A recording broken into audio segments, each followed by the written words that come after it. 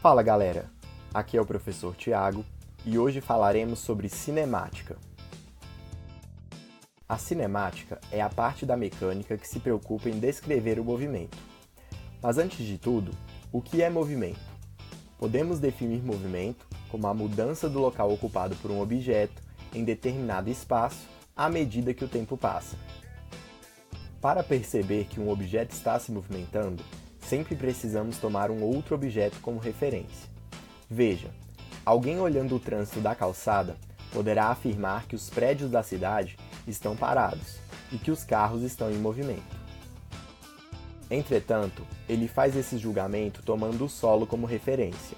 Os prédios não modificam a sua posição em relação ao solo e, por isso, estão parados. Já os carros modificam sua posição em relação ao solo, por isso estão em movimento.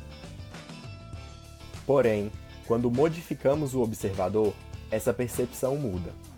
Um passageiro que está dentro do carro e que toma a janela como referência, enxerga os prédios em movimento, pois eles modificam a sua posição em relação ao carro.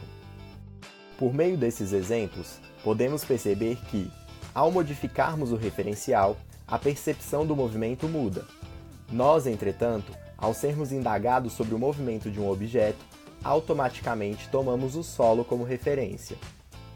O solo é, de fato, o referencial mais comum. Entretanto, se quisermos ser mais específicos na descrição do movimento, devemos indicar qual é o referencial. O movimento é relativo, ou seja, depende do observador e do referencial. Você, neste momento, provavelmente está parado em relação à tela, pois não modifica a sua posição em relação a ela. Mas como você está em cima da superfície terrestre, está em movimento em relação ao Sol, pois muda constantemente a posição em relação a ele. A falta de percepção em relação ao fato de o movimento ser relativo foi um fator importante para que se acreditasse que a Terra era o centro do universo. Se automaticamente tomamos o solo como referencial, teremos a impressão de que todos os planetas e o Sol giram ao nosso redor. O formato da trajetória que um objeto percorre também depende de quem está vendo. Vejamos um exemplo. Duas pessoas assistem a um mesmo jogo em um estádio, uma na arquibancada lateral e outra atrás do gol.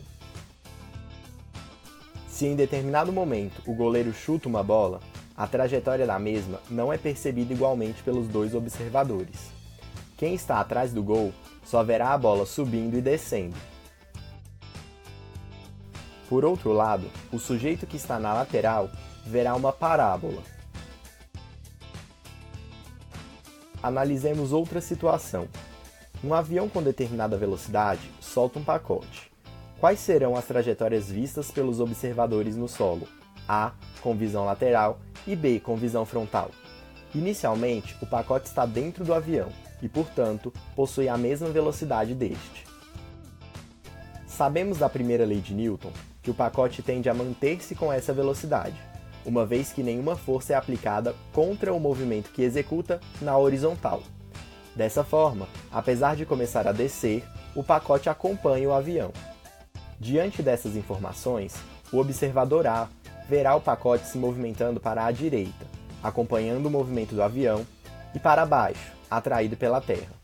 Quando ligamos todos os pontos por onde o pacote passou, encontraremos uma parábola. O observador B, entretanto, tem a sua visão prejudicada porque a noção de profundidade é perdida. Ele só sabe que o pacote está se movendo para perto dele porque o tamanho aumenta. E se ligarmos os pontos por onde o pacote passou, veremos uma trajetória reta. E a pessoa que soltou o pacote, como verá? Como o pacote acompanha o avião, se alguém ficar olhando a sua queda, só o verá diminuindo de tamanho no mesmo lugar. Sua trajetória é, na verdade, um ponto. O pacote só ficará para trás quando atingir o solo. No próximo vídeo, falaremos sobre velocidade escalar. Até lá!